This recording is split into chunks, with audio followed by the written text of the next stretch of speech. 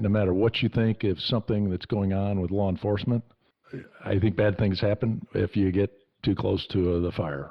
What about protesting, and how do you express that? I think that the protest, that's the most fundamental form of patriotism. I need the right to carry a 9mm so I can fight against a oppressive government. I've always thought is kind of a BS argument because my 9mm is not going to get me too far with a Hellfire missile. Welcome to Bourbon and Rum, the podcast dedicated to civil conversation. I'm Kent, I like rum, and I'm from the left side of the aisle. And I'm Kyle. I like bourbon. I tend to be a little more conservative. We're brothers talking politics over bourbon and rum.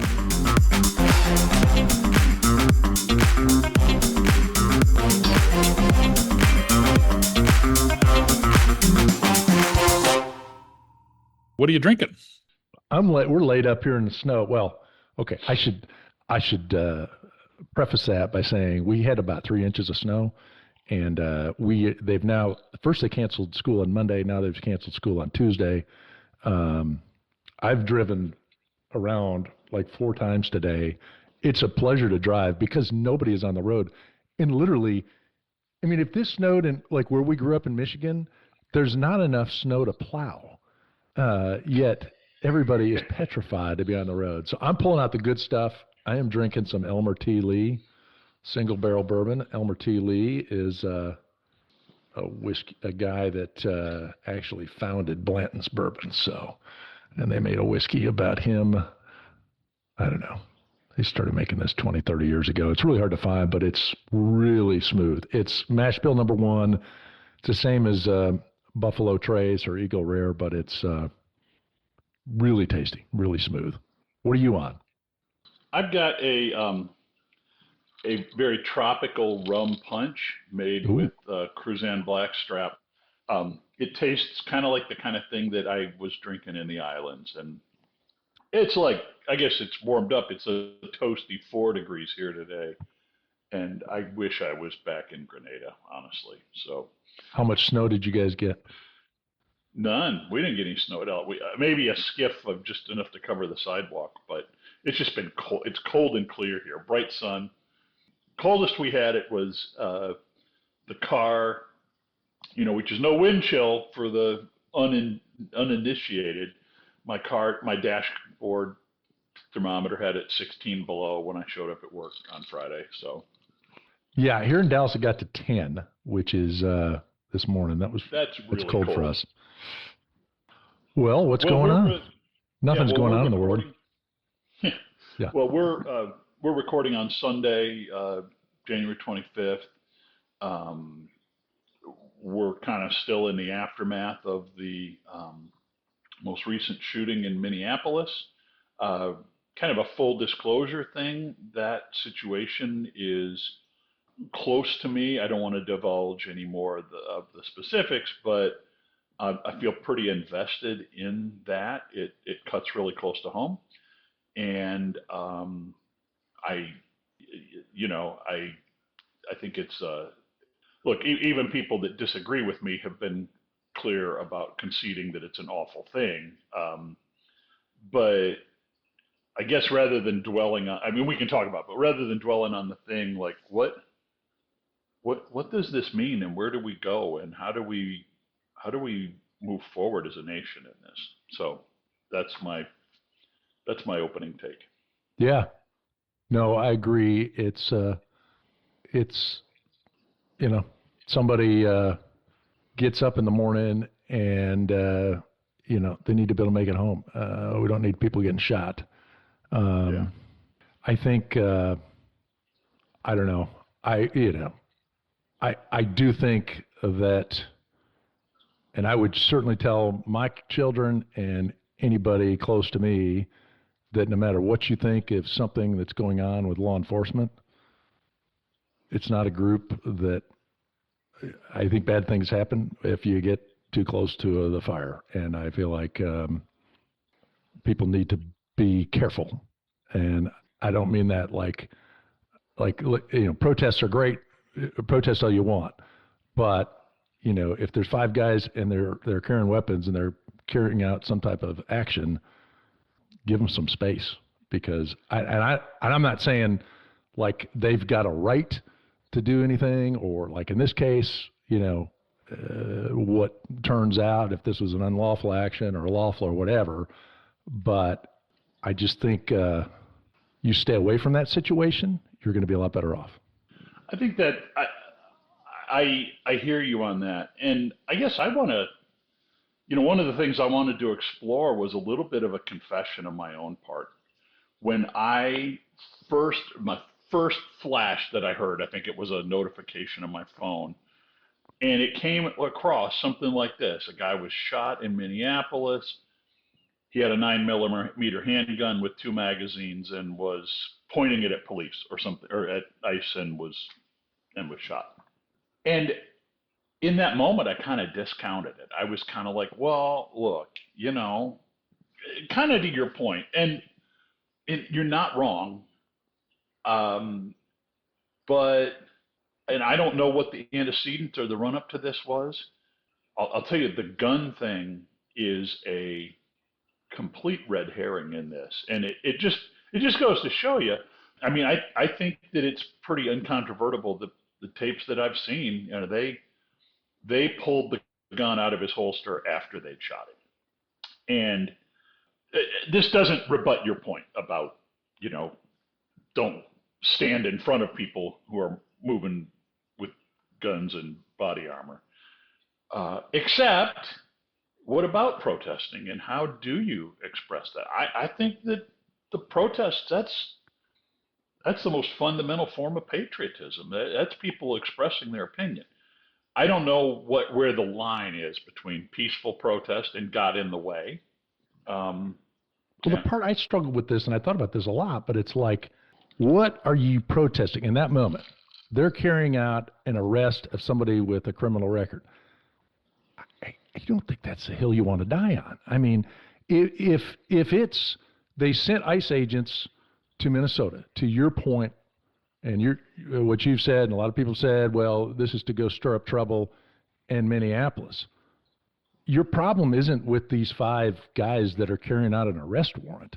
Your problem's with the people that sent them there, So that's a part I struggle with. Like, I get that people disagree with crap and they're going to go protest it, but like, you got to be smart about it. You can't put yourself in a situation, number one, that doesn't.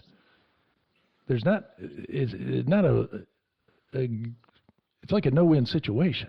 I don't know. Yeah.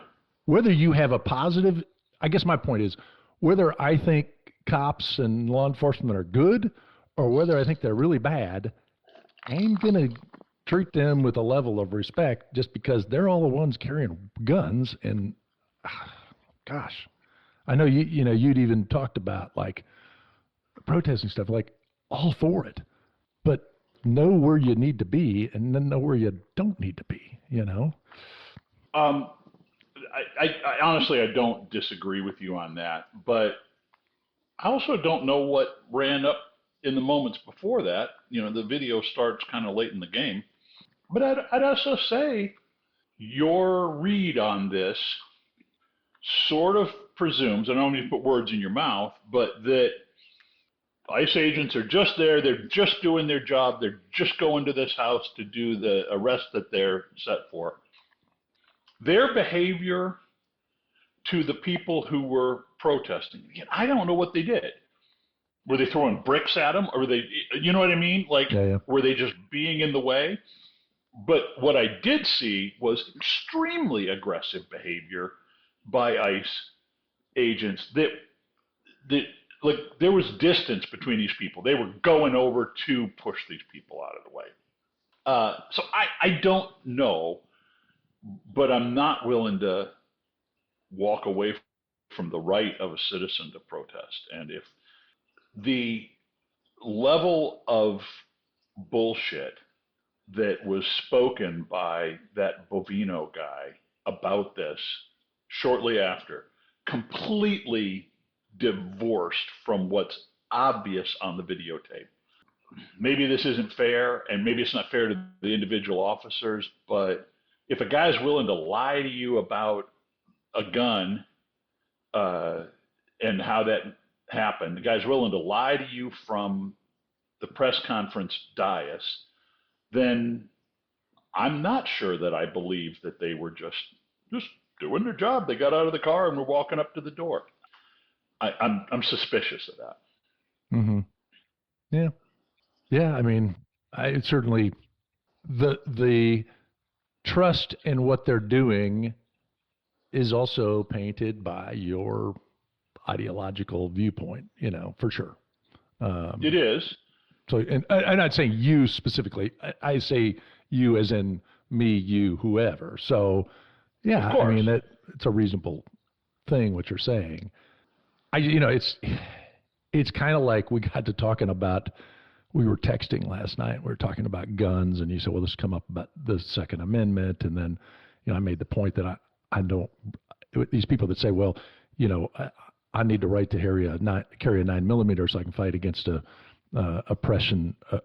oppressive government," I've always thought is kind of a BS argument, because my 9mm is not going to get me too far with a Hellfire missile, and so I don't buy that argument, but I would also apply that argument in a situation like this. I mean, okay, you've got a pistol.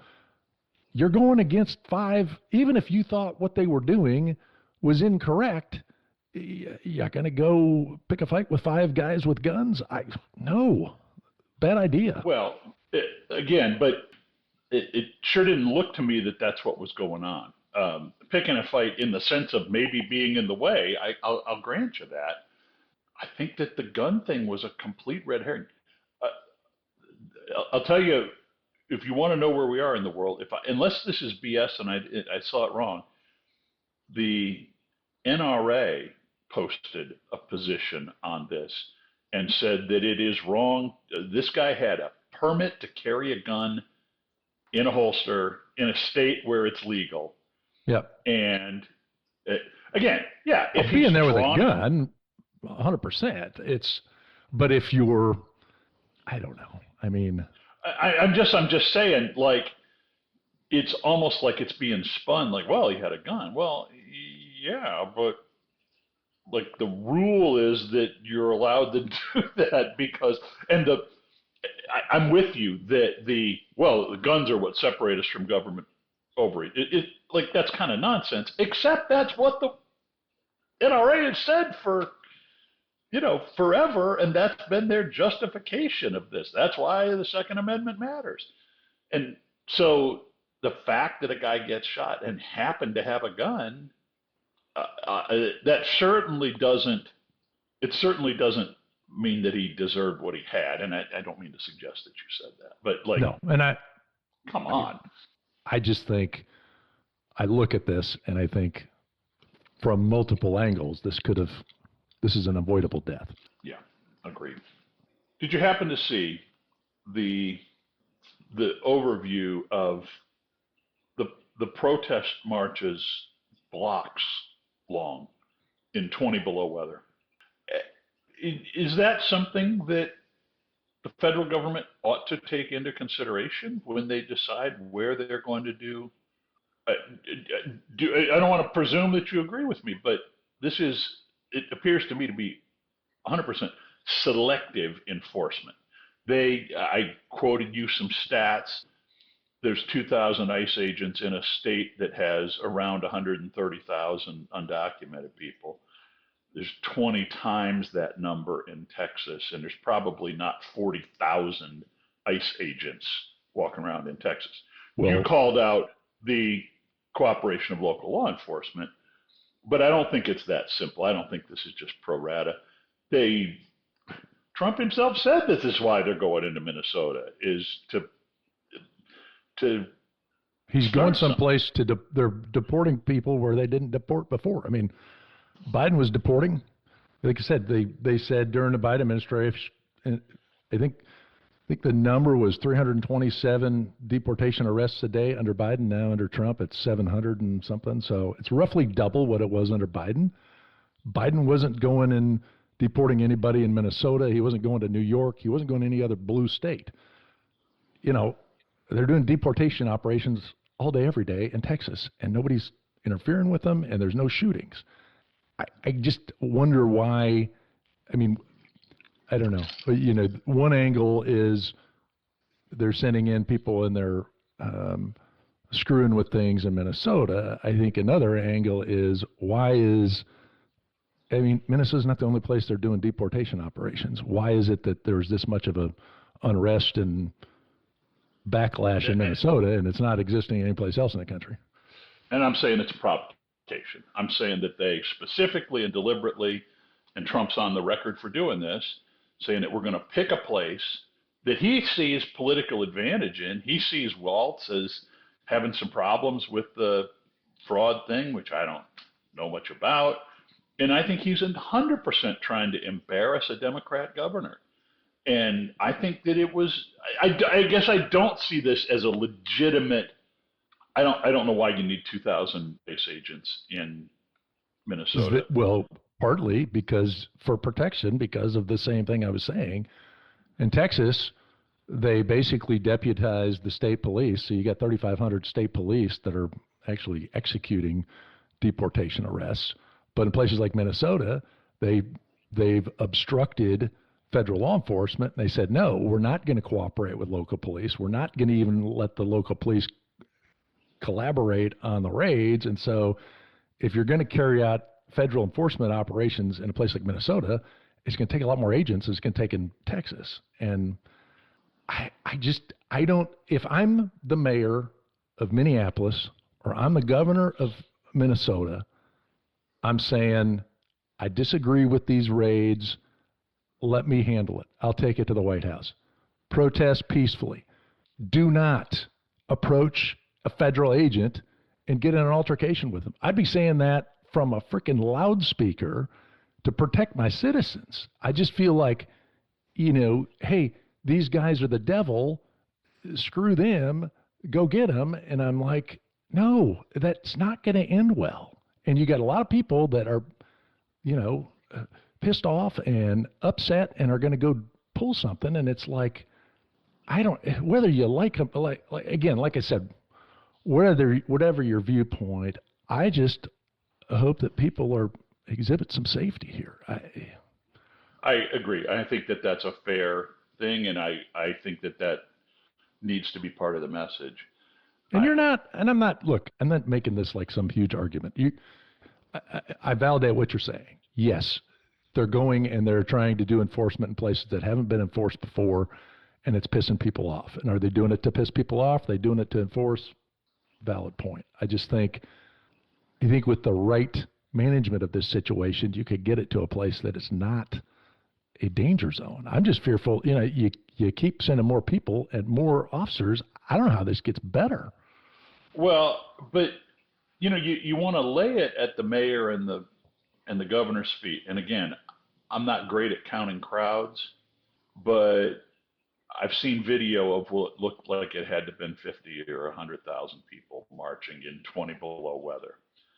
If that's your constituency, if your constituency cares that much and is that passionate about it, I mean, do you not have an obligation to honor that? Yes, honor it.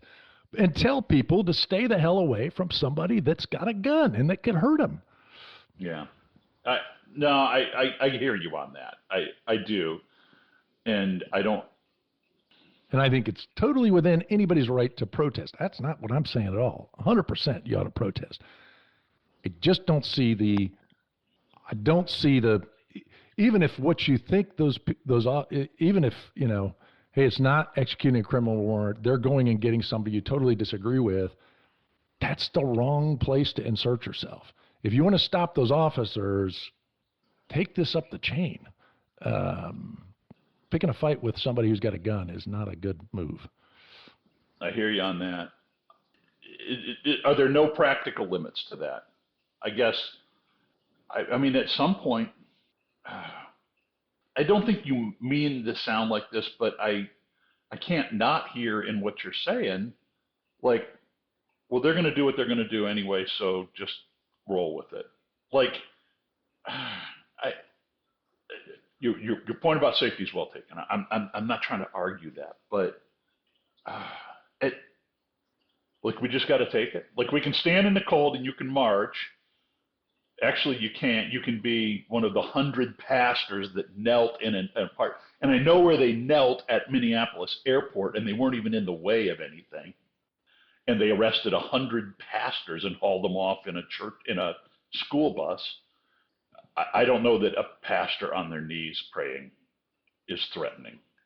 And so, you know, Who did that? I don't know. Like The what? local police. I don't know. Probably, or might have been TSA. I don't know. But I think I don't want to personalize this to you. I don't think it's an accident that Trump's support right now is 35% of the country. I think that there are those on the right who have laughed through the years about, oh, Trump derangement syndrome, those people are going crazy. I I think you know that this is passion for me when, sometimes I just bitch at you about Trump, but I, I feel like we are in really dangerous territory for our democracy. And I'm not alone. And again, I look at the people marching in Minneapolis. Minneapolis is not like San Francisco. It's a pretty normal-ish place. It's not a liberal bastion. It's actually kind of like an ultimate middle of the road place. And people are animated about this. And God love him, Tim Waltz, whom I've known for 12 years, uh, he's not the one that has turned out that crowd. They're not. He's not got that kind of juice with the people of Minnesota.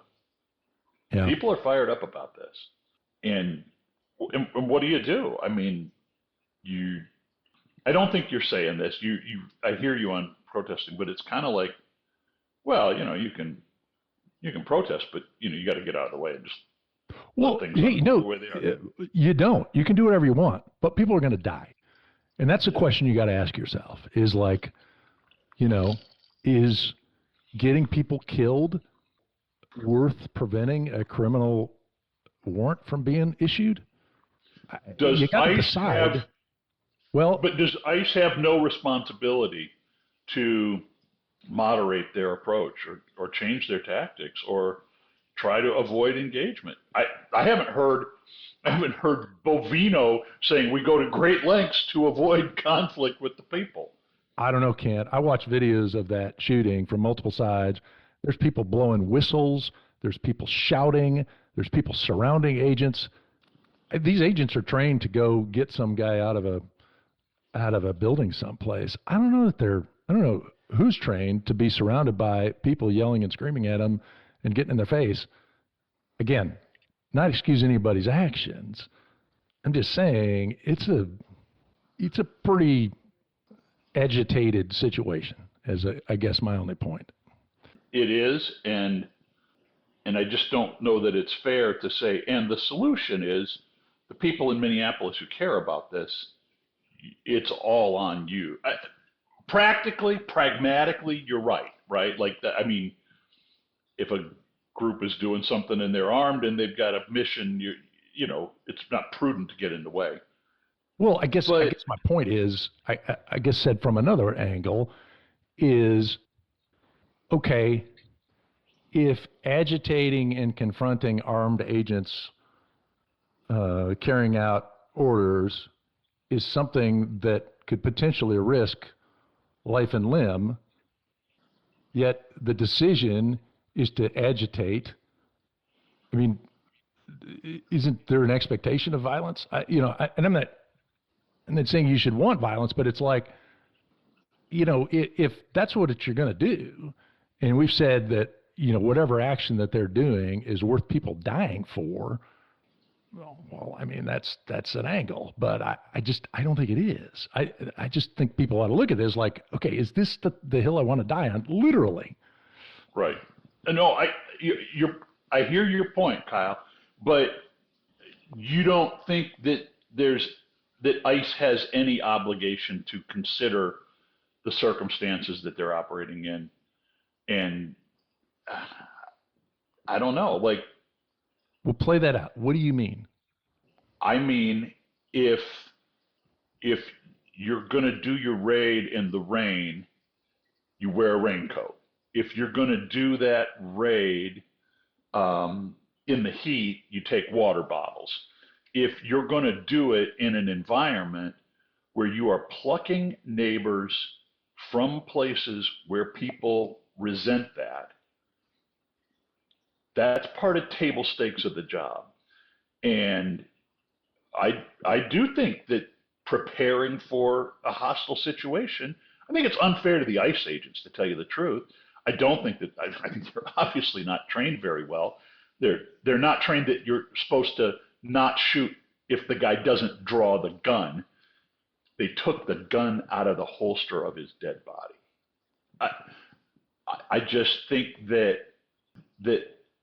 they ought to consider, to your point, yeah, people need to consider the cost and the risk that they incur when you step in front of armed troops. Truth and unarguable. But if you're going to deploy troops or federal officers into an environment where they are not welcomed by the citizenry. Okay, so this is a whole other angle. So we shouldn't enforce federal law if the citizens don't like it?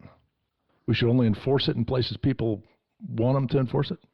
That's a whole other topic. It is, and I guess that's what I'm saying. That's the essence of what protesting is about.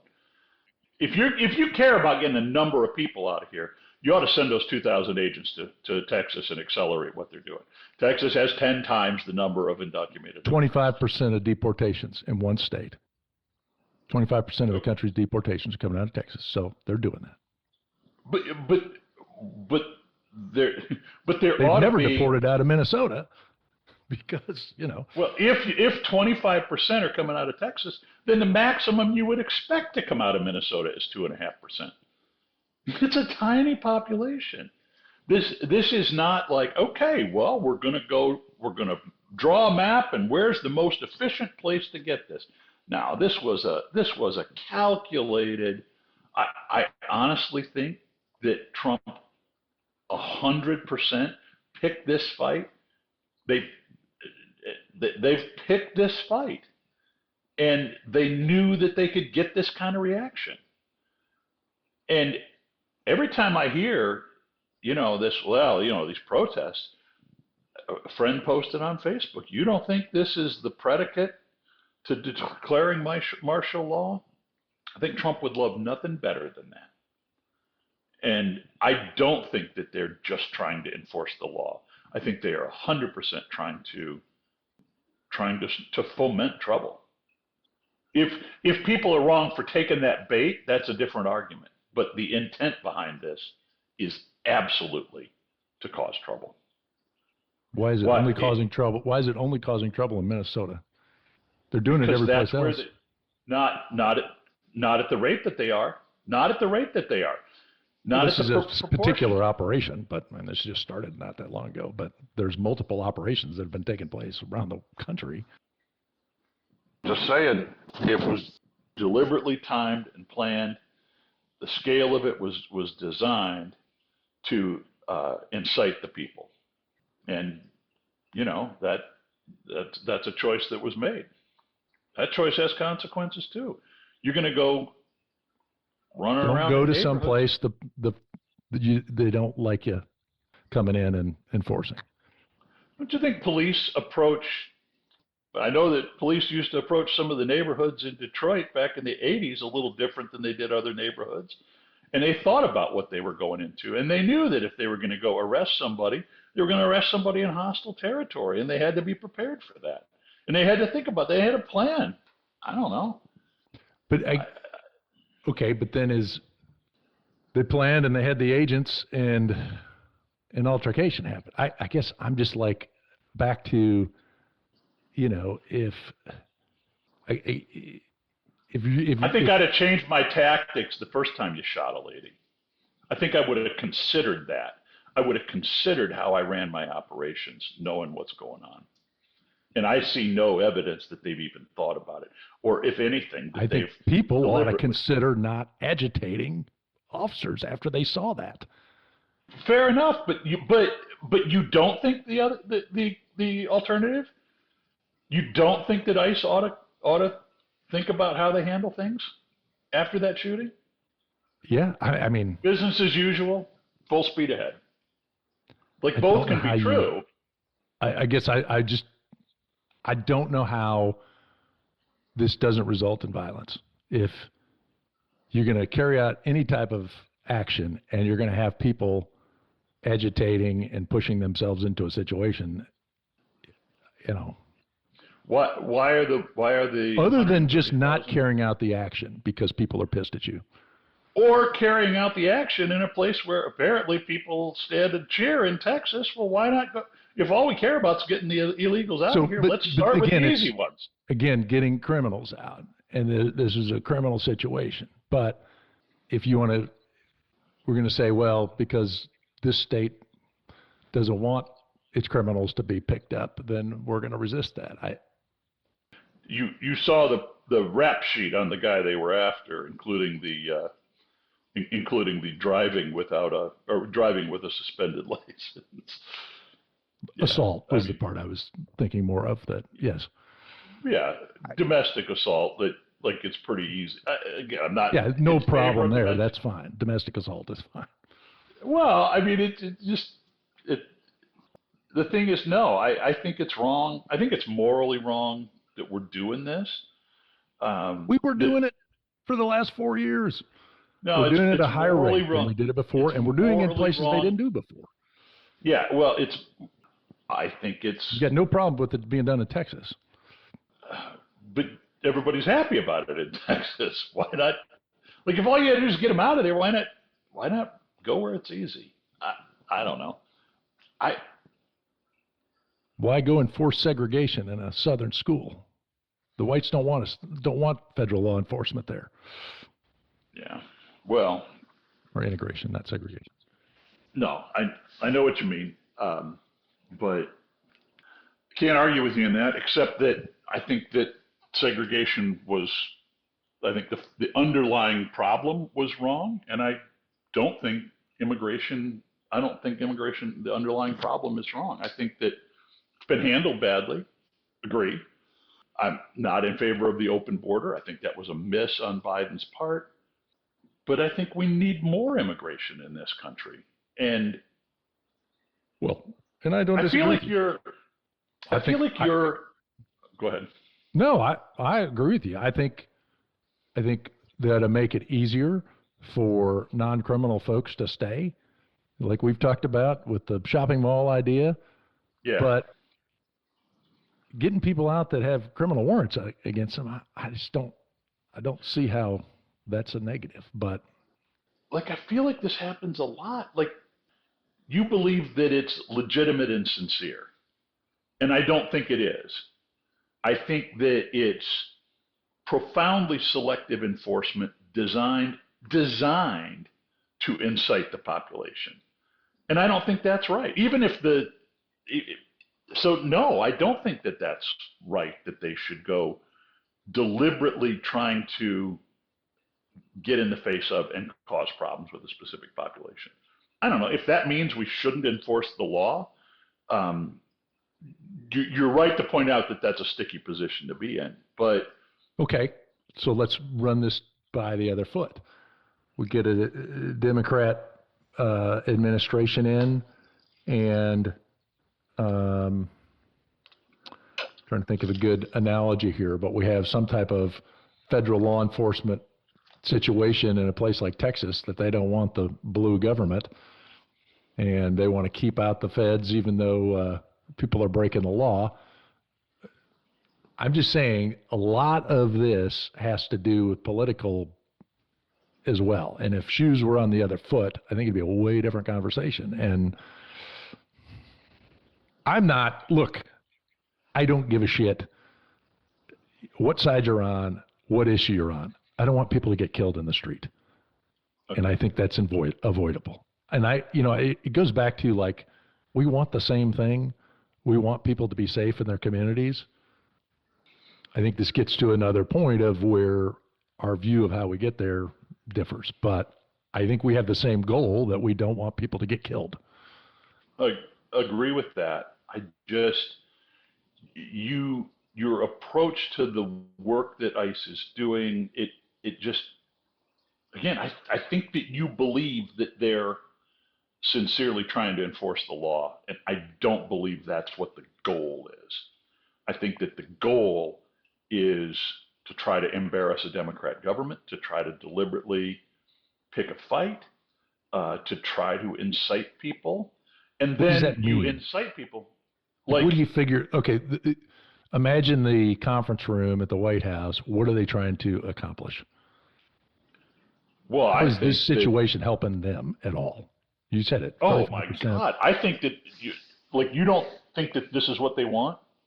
I think that's the biggest problem I've got with the whole thing, other than about the people dying, is that it plays directly into the narrative that Trump's trying to foment.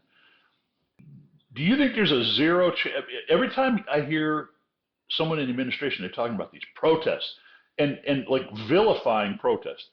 I'm not talking about violence or anything like that, but just, again, I'm looking at people marching in the streets and you hear this, wow, these protesters. Look, man, it's their right to protest. Sure. And if it's inconvenient to you, but I think they're trying to Well, criminalize protest. there's a difference between protest and interfering with a federal enforcement activity. Those are way But then, different activities. agreed, but then the administration ought to respect that difference too. And you see all kinds of conflation with like, well, there's people protesting. Yeah, BFD, there's people protesting. People Yeah, don't believe in what you're doing. I think And that's totally fine. yeah, but that's not how it's But being spun by the screaming at a administration. law enforcement agent's face, maybe it's legal. I don't think it's right. Now, if you think that, again, it goes back to if you think what they're doing is illegal and immoral and it needs to stop, that's a decision you're going to have to make. And is that worth your life or limb? I don't see that. Yeah, I think there's more people that would make that rational choice than you think. I think that's what I was trying to say earlier about the level of passion that this evokes in people. I deliberately try not to catastrophize on this podcast. I think it'd be disrespectful to you, and I don't think anybody wants to hear me, kind of barking about the end times about this. But I think I think things are a lot worse and a lot more dangerous than I usually describe it as when we're talking. I tone down my pessimism about the future of our democracy. Um, but you should spend some time with some of the people that I hang out with. Oh, you should talk to some of the people that are on my side. And ditto.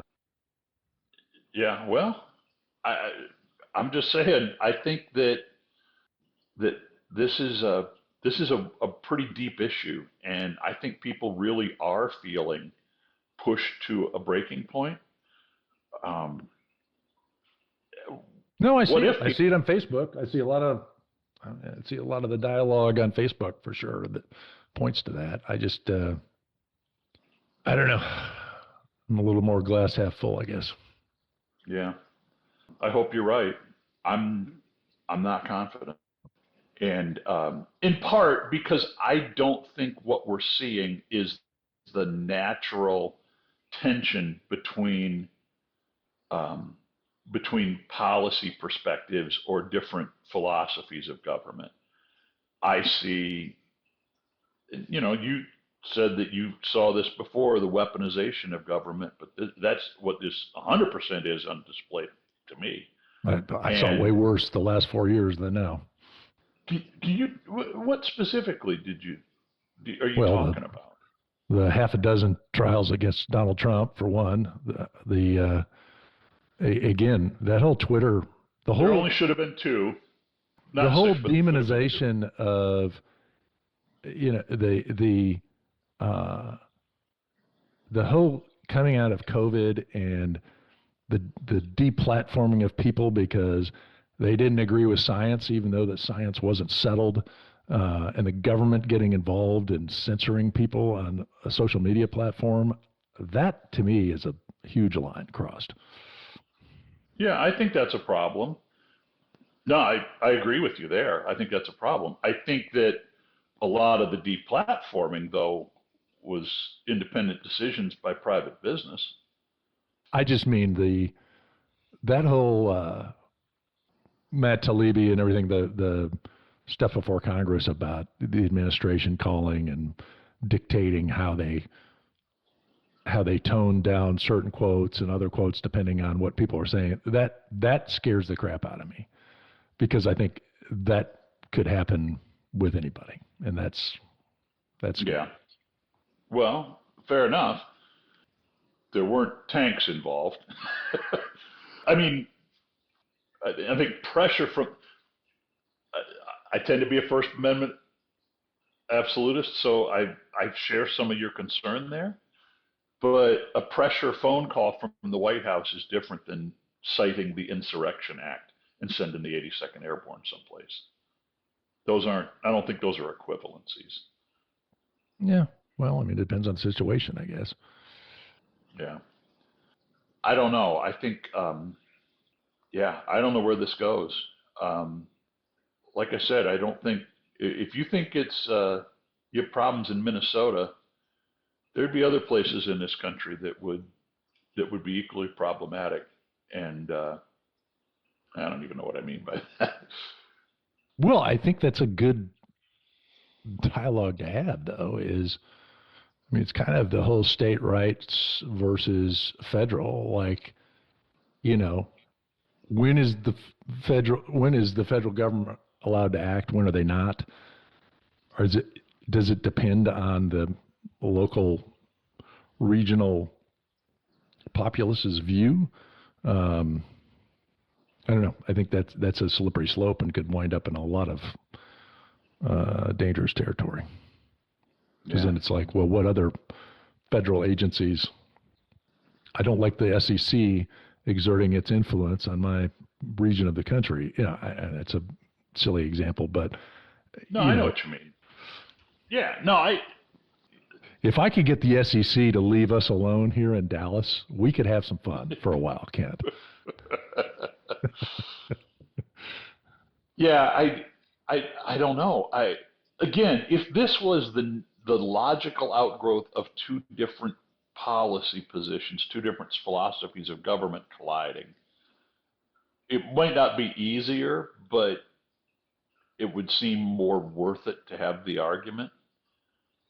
I feel like this whole thing is synthesized and synthesized for a reason, and that's part of what really galls me. Yeah, I think you've been pretty clear about that. I guess whether it's synthesized or made up, whatever the reasoning for it, it is creating a conflict that I think would have implications in other zones for other reasons. And it creates it definitely creates a conundrum of, okay, you can apply the law consistently or not. But I mean, I hear you, but law enforcement is inherently like I'm just thinking about the discretion that a local cop has, right? You're doing 2 over, they can arrest you for that. I mean, they can cite you for that, or they can let you go. There's a lot of latitude in the way things are enforced. And if you told me that the same rigor was being applied to all of the other immigrant populations in the country, pro rata to what we had going on in Minnesota, that would hold more water with me. But again, I guess fundamentally, I don't give it the benefit of the doubt that it's genuine. I don't think it's genuine. I think it's been made to be this. You have discretion where you're going to go and what fight you're going to pick. There's clearly the question of enforcing law across the country. I mean, I can't argue that that's not a concern. I mean, I don't like the whole thing to begin with, so I take a negative view of it from that perspective. Well, all I'm going to tell you, Kent, is if you decide to go and protest somewhere, I'm all for it and I support you, but stay the blank away from anybody, any law enforcement agent with a gun. I don't care what your opinion is. Yeah. Promise me that. I hear you on that, but I just again, I don't think you have the fear and the mistrust of our government that I do. And so It's funny you say this, just those words, because I was seeing similar words under the last administration, and you looked at me like, "Well, you're crazy. Why would you think that way?" no, I know. I'm supremely depressed right now. Really, I'm just, yeah, I don't see good outcomes. Because we've got a president who is enjoying this moment more than anybody, period. I think he is loving this, and that bothers me. You know what we're not talking about?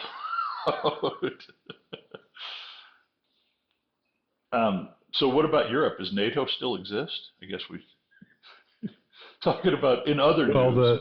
the NATO secretary was actually you didn't see the NATO secretary's pro Trump speech then apparently. No, what did they say? He said basically what Trump has been doing with NATO is why NATO is in a stronger position than they've ever been, because all these other countries are finally investing in their own militaries, which is I think kind of that's an good. inarguable fact. Yeah, I think it's good that they're upping their game.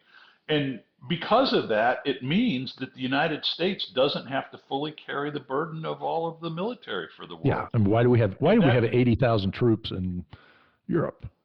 I agree.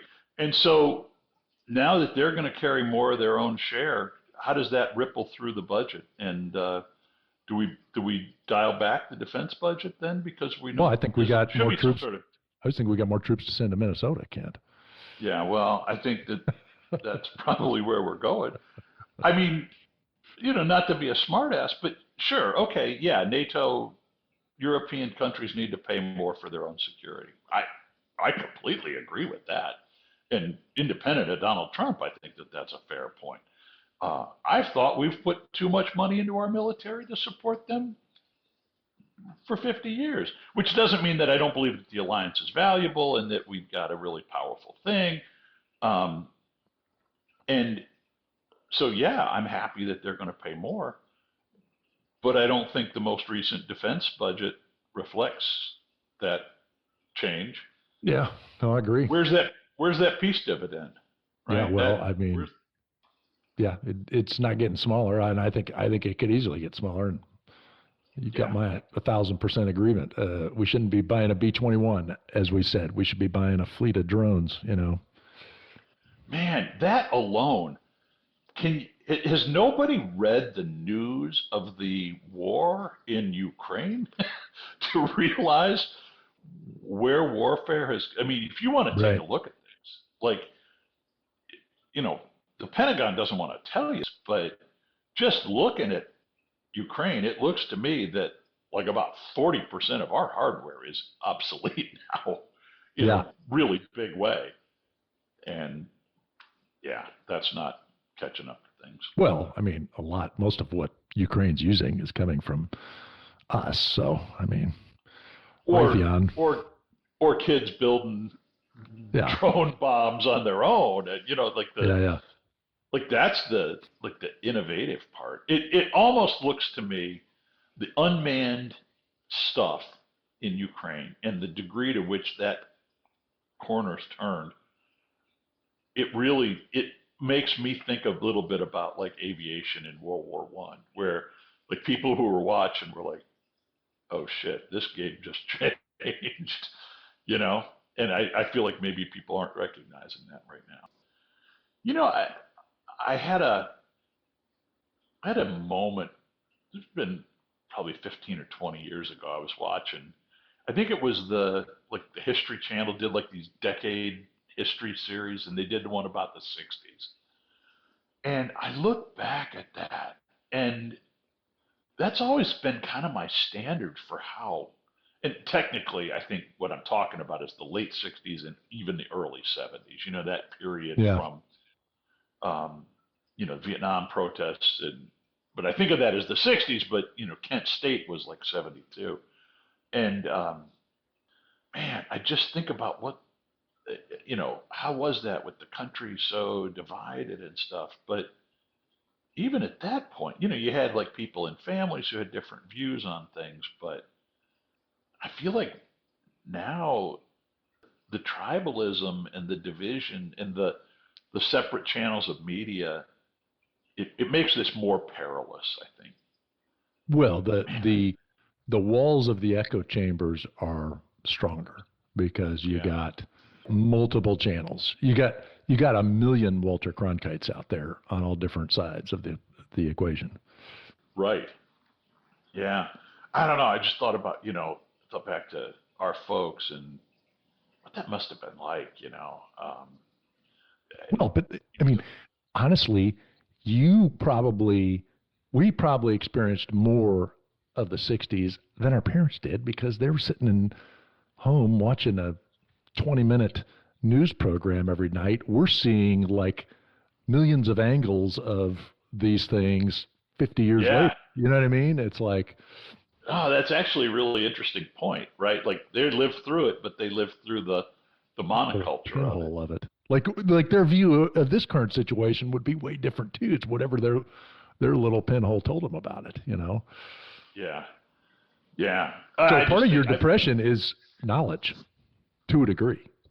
boy, that is actually a really profound point, I think. So if knowledge is the cause of my depression, I don't know that the corollary of that, that ignorance is my bliss.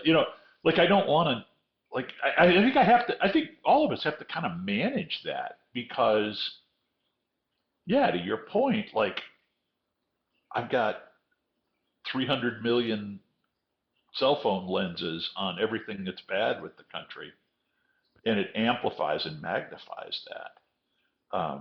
But it doesn't make it technically or actually worse than it otherwise was. It just like self reinforces. Well, it's kind of like if you were God and you experienced all the sorrow of the world in an instant. Like I don't want to know all that. Right.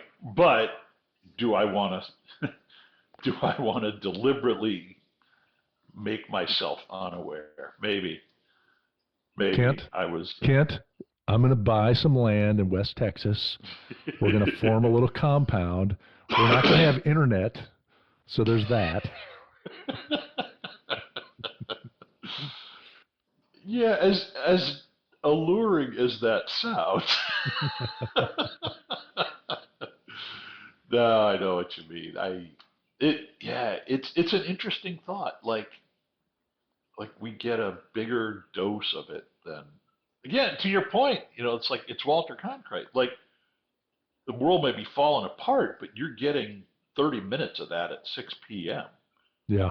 Right now, I'm getting about 18 hours a day because I sleep about 6 hours a day, and my notifications run all the other 18 Well, and hours. and what exacerbates it more is you're getting 18 hours a day of your customized, True. delivered, like giving you the maximum stimulation of how bad everything is, and my feed is some other derivation. No, it's true. It's a wonder we're all as sane as we are, is what I think. All right. Well, this is a sensitive topic to me. Obviously, I'm grateful your measured and your thoughtful approach to it, and that gives me a lot of comfort. I really appreciate that. Well, Kent, I appreciate you, and I mean this. This is a tough time for everybody, regardless. Loss of life is not something you wish on anybody, regardless of political or anything. And I know you're down and depressed on the state of the country, but I want to encourage you to be not down and depressed. And yeah, there's assholes and there's people you don't like and stuff you don't like, but you got a great friend and brother here who disagrees with you sometimes but loves you. So we can get through anything. So I appreciate that, Kyle. I love you too, and your family, and thanks for your gentle way of and thoughtful way of talking this through. Well, thanks for opening my horizons. I appreciate it.